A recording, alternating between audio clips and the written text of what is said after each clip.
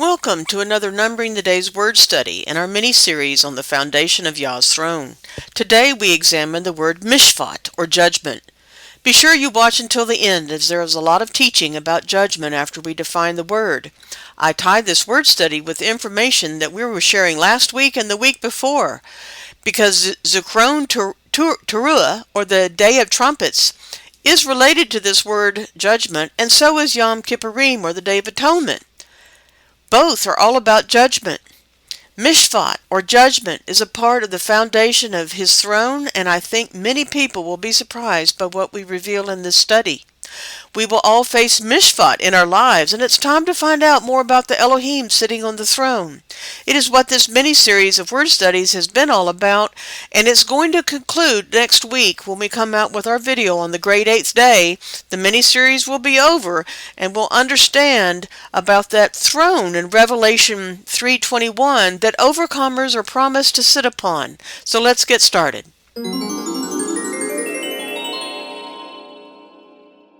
Okay, I'm Sierra. We're going to do the word mishpat. It's week 29.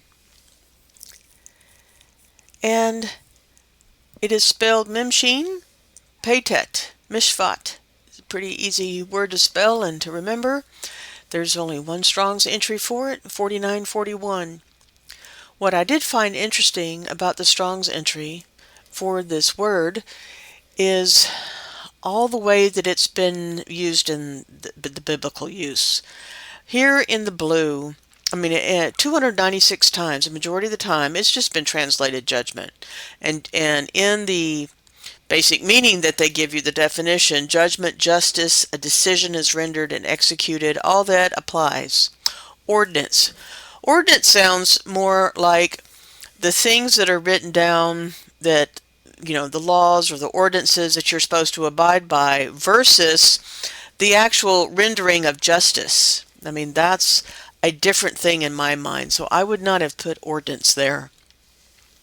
They did define it, usage. Translators have in English, ordinance 11 times, and everything down here in red I think is a little off or misleading. Manner. I'm going to give you some examples too of why I think this is off. Manner, right, cause, ordinance, lawful, order, worthy, fashion.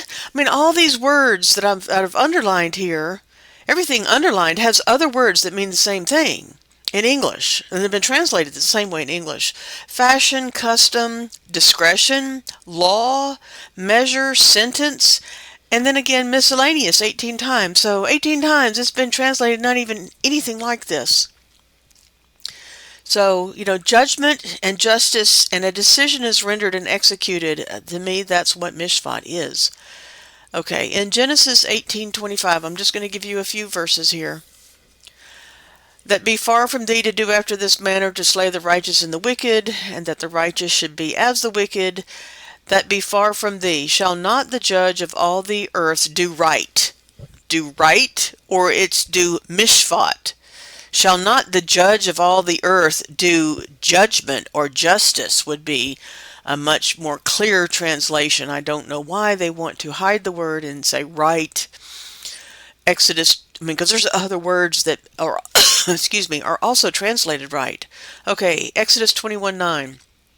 And if ye have betrothed her unto his son, he shall deal with thee after the manner of daughters. The manner of daughters? That is so off in English. It's mishpat, after the judgment or the justice of the daughters. Here's another one in Numbers 15:16. That one Torah and one mishpat. It says one manner. One law and one manner shall be for you and for the strangers that sojourneth with you. It actually reads one Torah and one mishpat. One Torah and one judgment shall be for you. It would be much more clear if it had read that way. Deuteronomy 16:19, last example here. Thou shalt not wrest judgment. Thou shalt not respect persons, neither take a gift, for a gift doth blind the eyes of the wiser and pervert the words of the righteous. So it's thou shalt not wrest mishpat. Okay. Judgment's not bad, but I just want you to realize it's the mishpat word. Okay, remember this scene I'm about to read you. Remember, who is the captain who has come to deal with what? Because in this scene below, in the book of Joshua, the captain is the Shar. It's the word Shar, as in Shar Shalom, as in Prince of Peace. So it's the Prince Sabaoth Yahuwah who has come. The of thee is inserted words. It's Prince Sabaoth Yahuwah. He is the official administrator of justice and judgment of Mishpat. So a third party is sent from the throne to execute Mishpat.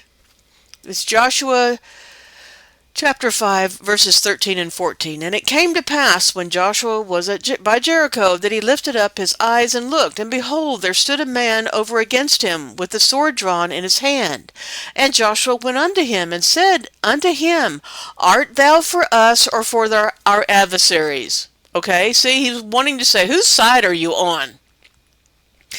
And the Shar Sabaoth Yahuwah says, Nay, but as Shar Sabaoth Yahuwah am I come. That's what he says. And Joshua fell on his face to the earth and did worship, and said unto him, What saith my Adonai unto his servant?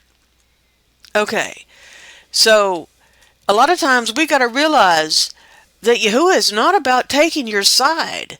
He's going to execute mishpat, and justice will be done. That's his concern. His concern is not to say, oh, you're mine, so it's all going to be good for you, and, everything's going to go just smooth and easy peasy for you, because that's not the impression that I get from this text, and from these words either. Okay.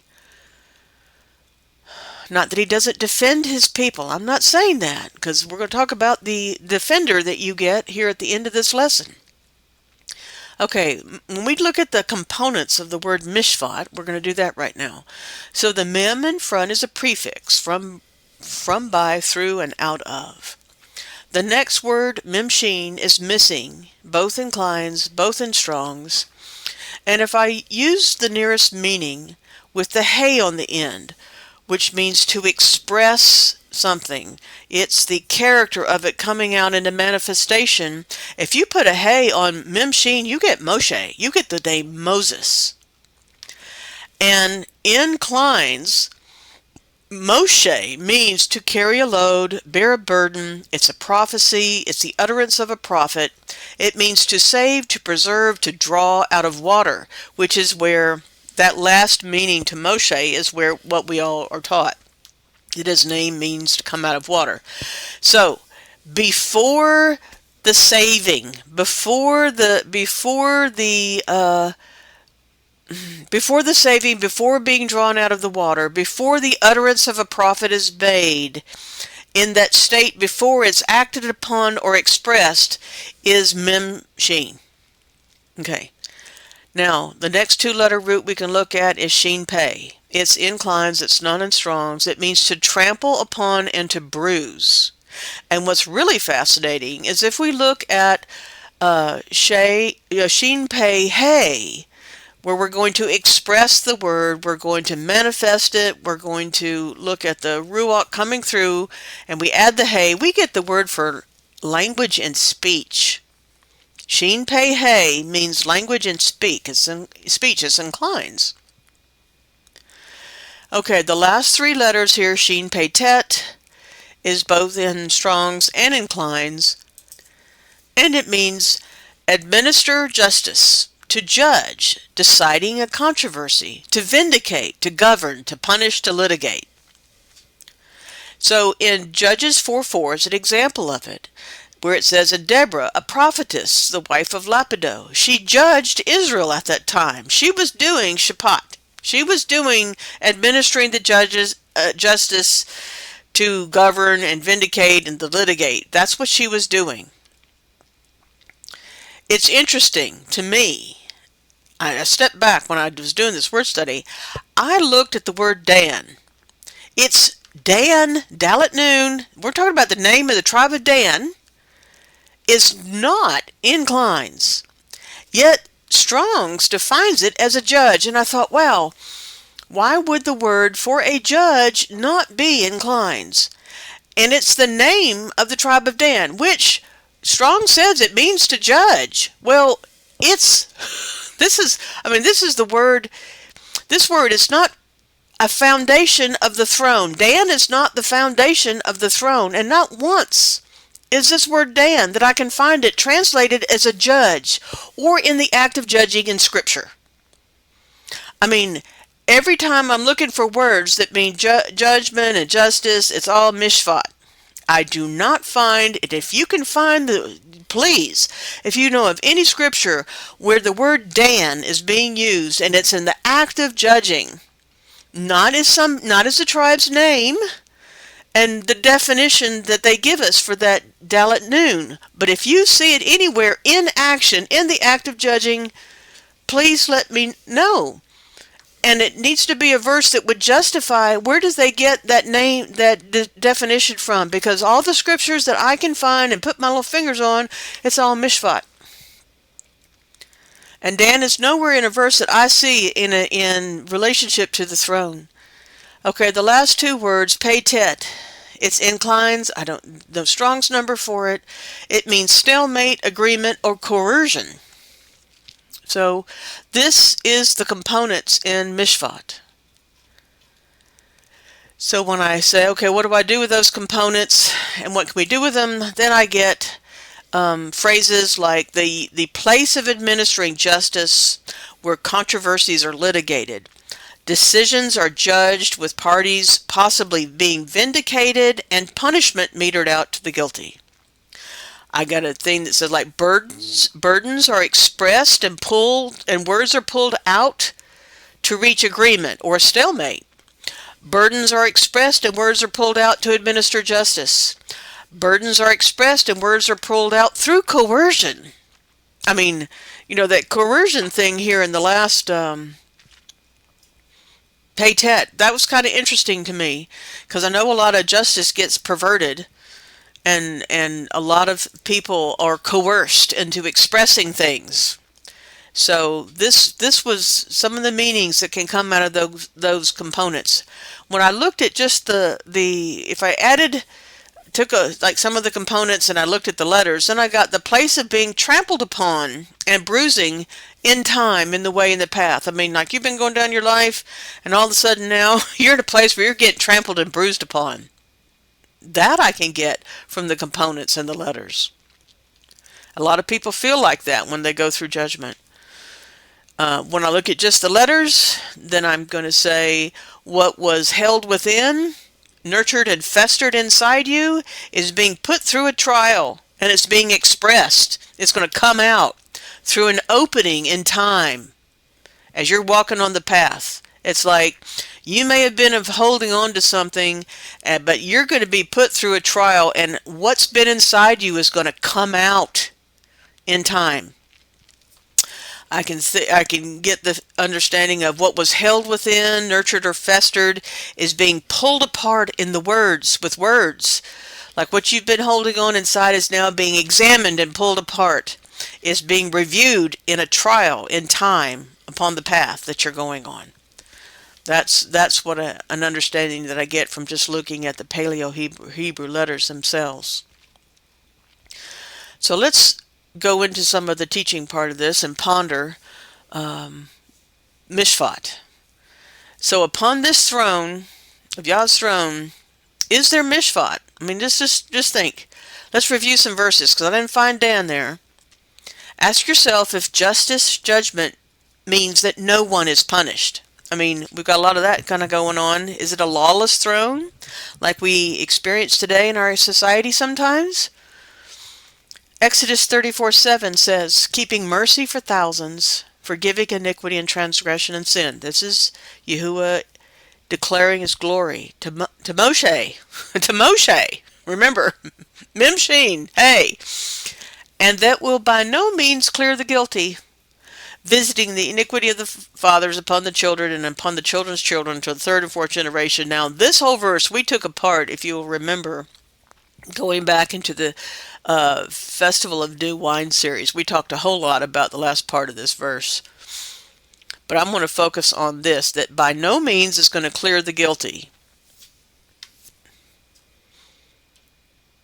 But there's mercy. See, there's both. Okay, Proverbs 11.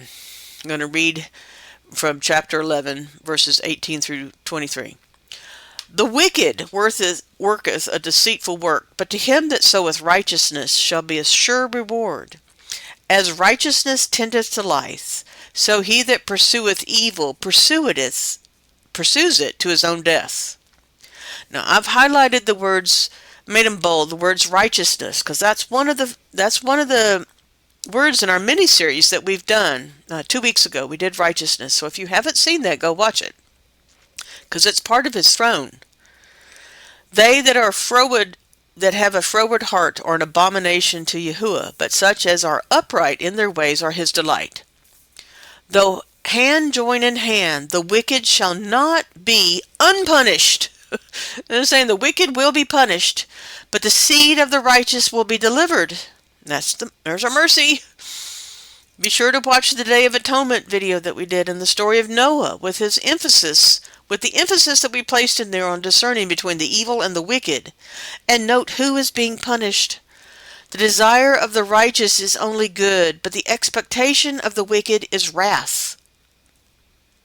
Let's read that again. The desire of the righteous is only good, but the expectation of the wicked is wrath. They know what is coming. Job 36:6. He preserveth not the life of the wicked, but giveth right to the poor. He gives mishpat to the poor.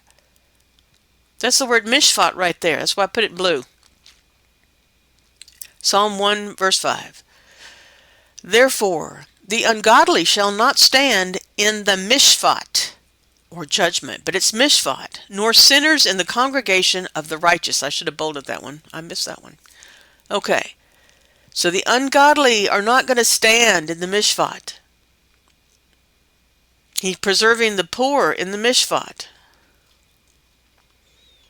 So the throne is executing and administering mishpat. Deuteronomy 10. For Yahuwah your Elohim is the El of Elohim and the Adonai of Adonim, a great El, a mighty and terrible, which regardeth not persons, nor taketh reward. He doth execute the mishpat of the fatherless and the widow, and loveth the stranger in giving him food and raiment. I have put this in pink. And remember, if you're new to my channel, I color code all these things so that you will connect the dots. I connect it with color for you to help you. Helps me too. Deuteronomy 32:4. He is the rock. His work is perfect, and all his ways are mishpat. A God of truth. Without iniquity, just and right is he. Okay, there's the word mishpat right there. So the throne is all about mishpat. And we can go to the judgment section of Apostle Matthew when he in chapter 25. This is about Yahushua's judgment. His mishpat. That's why I see the pink. The pink flows from up here in Deuteronomy down in here into Matthew 25. When the Son of Man shall come in his glory, and all the holy angels with him, then shall he sit upon the throne of his glory, and before him shall be gathered all nations, and he shall separate them one from another, as a shepherd divideth his sheep from the goats. And he shall set the sheep on his right hand, but the goats on his left. Then shall the king say, if you, I'm sorry to interrupt this, but if you haven't watched the video I did where I read from Gad the Seer on the Day of Atonement, and you've never read or heard of Gad the Seer, go watch the video on atonement, because it relates to what I'm reading right here. Then shall the king say unto them on his right hand, Come, ye blessed of my Father, inherit the kingdom prepared for you from the foundations of the world. For I was hungered, and ye gave me meat. I was thirsty, and you gave me drink. I was a stranger, and you took me in. Naked, and ye clothed me. I was sick, and ye visited me. I was in prison, and ye came to me. Then shall the righteous answer him, saying, Adonai, when saw we thee hungered and fed and thirsty and gave thee drink? When did we see you? When's or when we saw you sick in a prison and come unto thee. I mean, they're like, we don't remember seeing you we didn't do this for you. And verse 40, and the king shall answer them and say, verily I say unto you, insomuch as ye have done it unto the least of these my brethren, you have done it also unto me. Then shall ye say also unto them on the left hand, depart from me, ye cursed, into the everlasting fire prepared for the devil and his angels. I mean, that's mishpat happening right here before your eyes. This is a section on mishpat. And these shall go into everlasting punishment, but the righteous into life eternal. Okay, this is mishpat. This is judgment. Those that are in the light, sinners, my people, they seek mishpat. Job 34:4, let us choose to us mishpat. Let us know among ourselves what is good. Job 48, wilt thou also disannul my mishpat? Wilt thou condemn me that thou mayest be righteous? He's saying, don't get rid of my mishpat. Psalm 119:75, I know, O Yahuwah, that thy mishpat is right, and that thou in faithfulness have afflicted me. See, David was afflicted. Remember, Yahuwah told Moses, none of the guilty will go unpunished.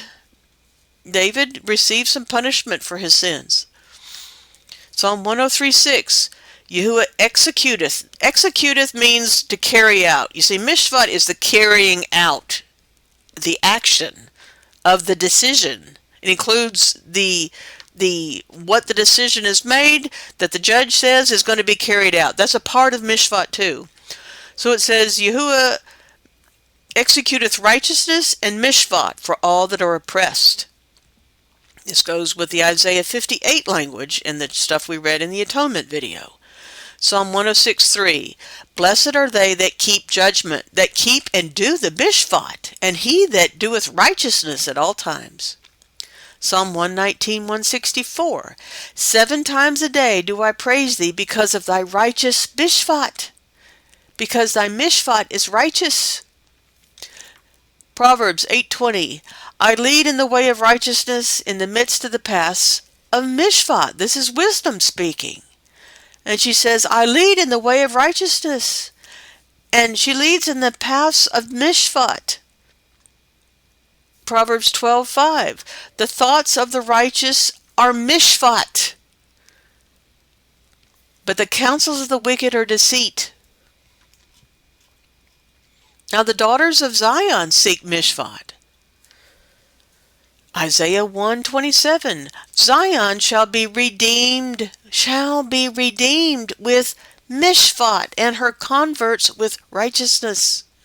Isaiah 33:5, Yahuwah is exalted, for he dwelleth on high. He hath filled Zion with mishpat and righteousness. Isaiah 46:13, I bring near my righteousness, it shall not be far off, and my salvation shall not tarry. I will place salvation in Zion, for Israel my glory. Okay, so Zion is getting mishpat. Isaiah 61:3, to appoint unto them that mourn in Zion, to give them beauty for ashes, the oil of joy for mourning, the garment of praise for the spirit of heaviness, that they might be called trees of righteousness, the planting of Yahuwah, that he might be glorified. Jeremiah 51:10, Yahuwah hath brought forth our righteousness. Come and let us declare in Zion the work. So Zion is a place where they are praising, and mishpat has occurred, and that's converting them. I mean, mishpat is important.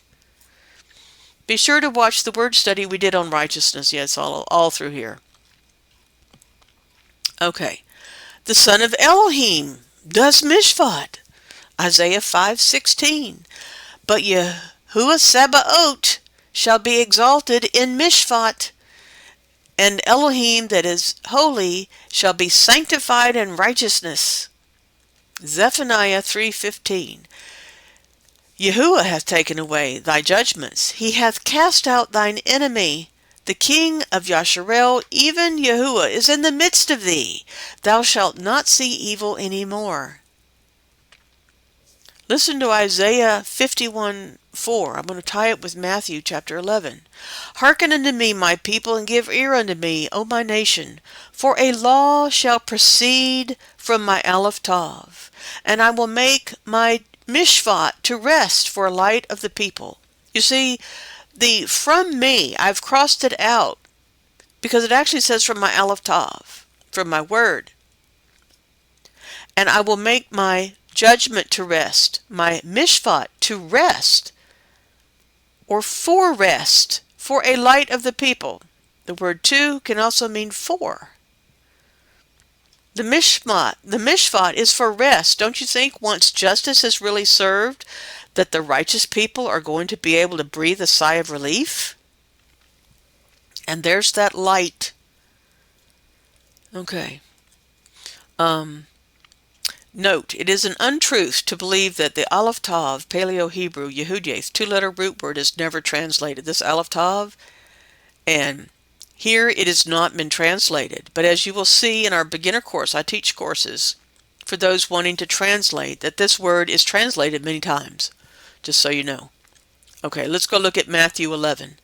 Come unto me, all ye that labor and are heavy laden, and I will give you rest. You know, he's the one he's the one doing the mishpat. He's going to give you rest. Take my yoke upon you and learn of me, for I am meek and lowly in heart, and ye shall find rest for your souls. For my yoke is easy and my burden is light. And what did Isaiah say? I will make my mishpat for rest and for a light of the people. And Yahusha is saying that his burden for you is light itself. Okay, let's connect the dots, because we're going to look back at the YahudYath insight into the meaning of mishpat.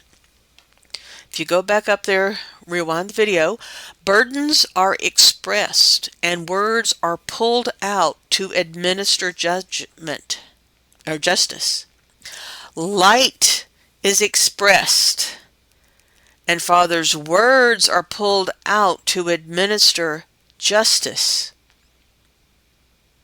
You know, we study light a lot in our school and understand that a lot about what John 1 was talking about he's the light of the world, and ye are supposed to be the light of the world. And what is inside of you, wise virgins, lighting you up, and what is supposed to be coming out of your mouth that we live by to administer justice. John 5:22, we're still on the chapter on the Son here. For the Father judgeth no man, but hath commended all mishpat unto the Son. John 12:31, now in this Yahusha, the Son speaking, now is the mishpat of this world, now shall the prince of this world be cast out. Now note, in our Feast of Shabbos series, it has 5 parts, and part 2 teaches a real understanding of the Son of Elohim and Genesis 1:1. Because this is the Son from 1:1 speaking. Now humans, my people, are supposed to mishpat as well. So wise virgins seeking to overcome and manifest Revelation 3:21's promise to sit on the throne, listen. Genesis 18:19. And I know him, talk about Abraham, that he will command his children and his household after him, and they shall keep the way of Yahuwah and do justice and mishpat. They are going to do the mishpat, that Yahuwah may bring upon Abraham that which he has spoken of him. He's going to bring the blessing, because they're actually going to do the mishpat. Okay? Deuteronomy 1:16. And I charged your judges, that's a form of mishpat, without the mem, the shapat, at that time, saying, hear the causes between your brethren, and mishpat righteously between every man and his brother, and the stranger that is with him. See, this is one of those stranger words, one of those pink words from above, that's Yahusha's going to talk about in the mishpat that he executes. The strangers are supposed to get the same thing, not something less than or different. And in Deuteronomy, this is about the human beings, the people that are supposed to be doing the mishpat righteously. Deuteronomy 10:16, circumcise therefore the foreskin of your heart and be no more stiff-necked. Now I want you to, if you haven't been following our channel and watching our Moedim series, go back and watch the Festival of New Wine and the Golden Calf, and I've defined and pulled apart this word right here, because you need to understand that word. It means a lot more than just stiff-necked. It's not what you think in the English. It's misleading. Deuteronomy 1:17, ye shall not respect persons in mishpat, but ye shall hear the small, this is the poor, the small, as well as the great, and ye shall not be afraid of the face of man, for the mishpat is Elohim's, and the cause that is too hard for you, bring it unto me, and I will hear it. This is Moses talking. Again, Moses in 25:1, if there be a controversy between men, and they come unto mishpat, that the shaphat, the judges, may mishpat them. See, this is humans doing the mishpat, then they shall justify the righteous and condemn the wicked. Psalm 99:4, the king's strength also loveth mishpat, and doth establish equity. Thou executest mishpat and righteousness and Jacob. See, there's the doing of the mishpat decision by people. Isaiah 10:2, to turn aside the needy from mishpat and to take away the mishpat from the poor of my people. See, the right here is the same word again. So this is a scolding verse. You're taking away the mishpat from the poor of my people, that you can turn the widows may be for prey, and that they may rob the fatherless. See, here's all the pink words, those people that need help from the real mishpat. Isaiah 1:17, learn to do well, seek judgment, relieve the oppressed, the pink, judge the fatherless, plead for the widow. This is all through the prophets. Isaiah 32:1, behold, a king shall reign in righteousness, and a prince shall rule in mishpat. Isaiah 51:5, my righteousness is near, my salvation has gone forth, and my arms shall mishpat the people. The isles shall wait upon me, and my arm shall they trust. Job 29:14, I put on righteousness, and it clothed me. My mishpat was a robe and a diadem. So did any of that give you the impression that mishpat judgment is something that only is supposed to be done when he returns? Because I see Father telling his people all along, you're supposed to understand mishpat. You're supposed to understand what my throne is about, and to carry things out. Did he expect his people to do, execute, and act and judge? So contemplate again what is on the throne, the Shem, the name of Yah. And are you qualified? And are you called by his name, by his Shem yet? Have you overcome yet to sit in mishpat? Are you seeing yet what Isaiah wrote here? I hope so. Isaiah 32:7. The instruments also of the churl are evil. He devises wicked devices to destroy the poor with lying words. Even when the needy speaketh mishpat. See, you think, oh, they spoke right. They spoke the right words. No, they were speaking about mishpat. And they're being destroyed with lying words. Does that sound familiar today? So what is the Shem, Sheen, Mem of atonement? Many people are hyper-focused on calendars. I'm not saying we all don't want to get all the things figured out and all celebrate together. But my, what about some of the focus on really what matters to the one sitting on the throne? I've seen not one verse that says you're a big sinner if you can't find out a calendar that the enemy of your soul has been busy corrupting. I mean, we are in a battle over this stuff. But is that really what matters to the throne? What is really important? Like right now, what happens to all those people being dumped into our country on their way out? Are they fed, clothed, and kept warm in a place and treated like human beings? Are their wounds or emergency health concerns addressed? Some are criminals, yes, and we do treat them in prison fairly well as a rule, considering what I hear about in other parts of the world. What about the ones that are our enemies? What about the ones just coming because our former rulers opened the doors so that they could just come over here seeking a better way of life? Some of them did, yes, skipping the legal process, but our rulers, right or wrong, opened the doors. Do you think the enemy's voice coming through the airwaves is righteous and fostering mishpat? So what now? Deuteronomy 7:9. Therefore know that Yahuwah, your Elohim, he is El, the faithful Elohim, who keeps covenant and mercy for 1,000 generations for those that love him and keep his commandments. Isaiah 16:5. And in mercy shall the throne be established, and he shall sit upon it in truth in the tabernacle of David. Mishpat, seeking mishpat and hastening righteousness. How is this throne being established? Is mishpat left out? No. Is it a lawless throne? No. This is a great verse to see why we're doing this mini-series that we're doing right now. Isaiah 26:9. With my soul I have desired thee at the night. With my spirit within me I shall seek thee early. For when thy mishpat are in the earth, the inhabitants of the world will learn righteousness. I just caught this when I was doing this study. We're going to compare Isaiah 26:9 and John chapter 8. Go back and read John 9 and think about the verse in Isaiah. Actually, read John 8. I'm sorry, that should be 8.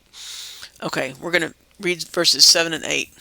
This is the part of the adulterous woman story when they threw the woman at the ground on his feet, all the men did, and said, oh, she was caught in adultery, should we stone her to death? So when they continued asking him, he lifted up himself and said unto them, he that is without sin among you, let him cast the first stone at her. And again he stooped down and wrote in the ground. Now, there are different theories about what he wrote in the ground, but I thought it's interesting. I've never tied this back to Isaiah 26 until I did this word study. With my soul I have desired thee in the night. Yea, my spirit within me will I seek thee early. For when thy judgments, thy mishpat, are in the earth, the inhabitants of the earth will learn righteousness. Did Yahusha not show us what righteousness is all about? And he's writing in the ground right at a judgment moment. At a mishpat moment, he is writing in the ground. It says, when thy judgments are in the earth. And I thought, he's putting them in the earth right there. Isaiah 28:17. Mishpat also I will lay to the line, and righteousness to the plummet. And the hail shall sweep away the refuge of lies, and the waters shall overflow the hiding place. Now ask yourself, if when you read this verse above, do you think living waters of forgiveness and mercy? What are the waters that are going to overflow a refuge of lies during Mishpat? What is written on your heart? Has your love grown cold? 1 John 4:19, we love him because he loved us first. Did Elohim love you when you were a sinner? When you did not know the way? One time I was at a coffee shop, and it was absolutely packed when I got there for lunch. And I was seated with a nurse by the owner of the restaurant. She said, ma'am, do you mind if this lady sits with you? And she said no. I'll never forget this story. She was from South Africa, and she was a traveling nurse in our country. And she was a white lady. She wasn't African American. She was South African. And we talked, and I asked her if she was a Christian at the time, and she said no. She said, but I do particularly like one group of Christians. And I said, why is that? And she said, well, I was exposed as a little girl to all kinds of people. There was all kinds of religions where she lived. She said, but there was one group of people who went around and did a lot of good behind the scenes, and they never wanted to receive any credit for it. They weren't about the glory. And it turned out to be the Quakers, who called themselves the Children of Light, by the way, in the 1600s. And I thought, and that's who impressed her, because they were merciful. They would go around and help people, and they weren't about, it wasn't all show, it wasn't fake. They were just the children of light, being Elohim's children in the world. So are you merciful with others? Isaiah 58:9. Then shalt thou call, and Yahuwah shall answer. Then thou shalt cry, and he will say, Here I am. If thou take away from the midst of thee the yoke, the putting forth of the finger and speaking vanity. How much finger pointing do you think is allowed at the throne in the future? Is finger pointing a part of Mishpat? Are you following the instructions and examples of the Son of Elohim or the Pharisees and Sadducees? Have you studied out the difference between evil and wickedness? Watch that video on the Day of Atonement, because Noah gave the first intercessory prayer, and it's a part of Mishpat. He was asking for Mishpat. Do you let the guilty go completely unpunished? Are parents instructed to just let their kids get away with rebellion in Scripture? You need to be answering and researching these questions in your fellowship. 1 Samuel 8:7.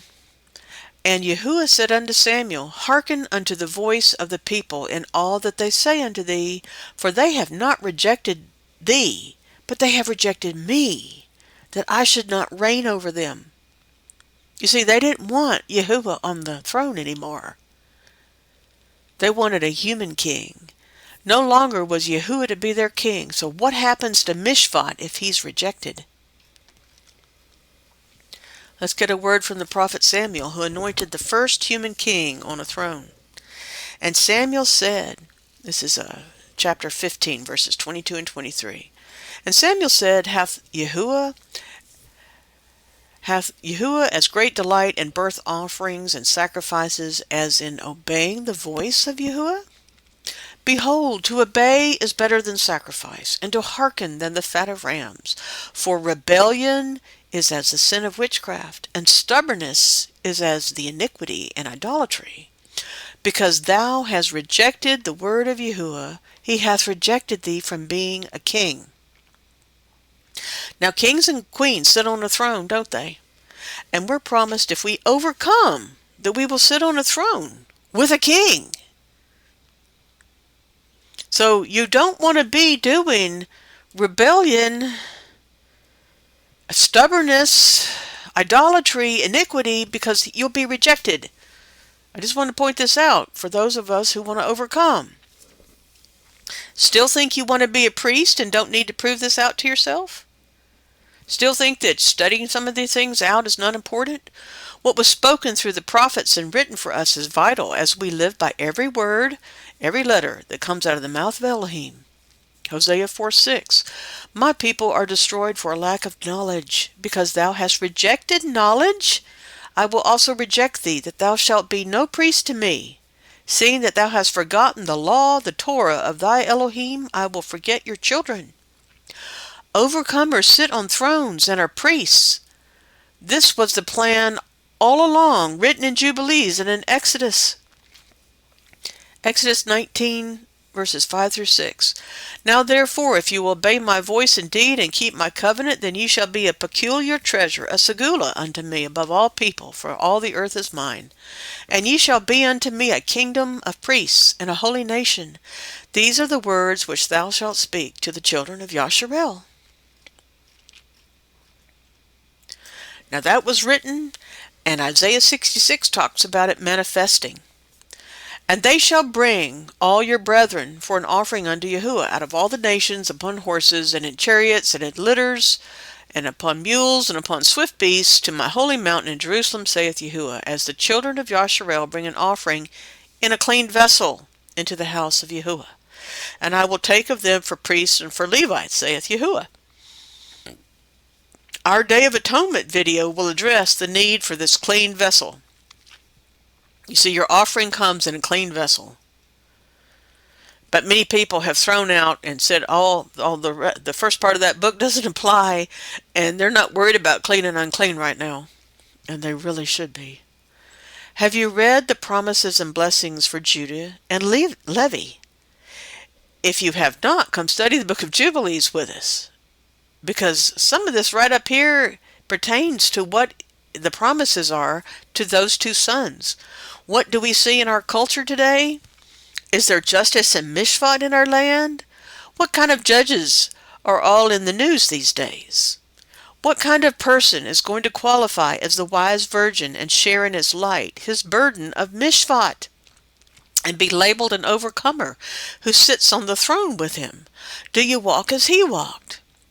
So many of a certain group of people have a real skewed concept of sitting on that throne, in my humble opinion, and can't wait to stick it to others and rule with an iron fist. I hope this word study has shed some light for you on the true name of our Elohim. If you're a part of our community, there is a bonus section that we'll discuss on Sabbath that comes after this. We hope you come visit our new online store to help support the Numbering the Days channel. We have t-shirts, mugs, posters, and all kinds of wonderful things using some of the graphics and the Paleo Hebrew words that you've seen in all of our videos. See the link in the description of this video for more details.